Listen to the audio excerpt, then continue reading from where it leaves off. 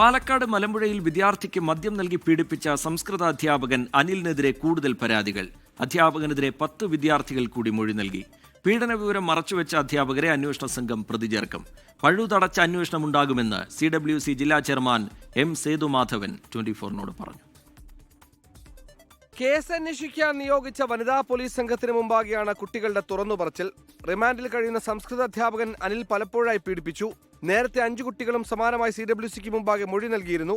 പഴുതടച്ചുള്ള നടപടികൾ ഉണ്ടാകുമെന്ന് CWC പാലക്കാട് ജില്ലാ ചെയർമാൻ സേതുമാധവൻ 24-നോട് പറഞ്ഞു.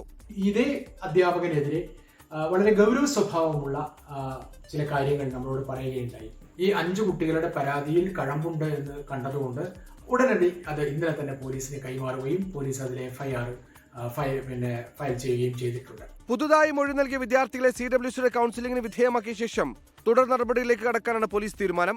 പീഡന വിവരം അറിഞ്ഞിട്ടും പോലീസിൽ അറിയിക്കാതിരുന്ന സ്കൂളിലെ അധ്യാപകരെയും കേസിൽ പ്രതി ചേർക്കും. 6 വർഷം മുമ്പാണ് പ്രതി സ്കൂളിലെത്തിയത്. അന്നു മുതലുള്ള ഇയാളുടെ പശ്ചാത്തലവും മലമ്പുഴ പോലീസ് അന്വേഷിച്ചു വരികയാണ്. 24 പാലക്കാട്. ലോകത്തെവിടെയായാലും ഏത് സമയത്തും 24 വാർത്തകളും ഓഗ്മെന്റഡ് റിയാലിറ്റി പാക്കേജുകളും എക്സ്പ്ലെയിനറുകളും വിശദമായി കാണാൻ ഞങ്ങളുടെ YouTube ചാനൽ നിങ്ങൾക്ക് സബ്സ്ക്രൈബ് ചെയ്യാം.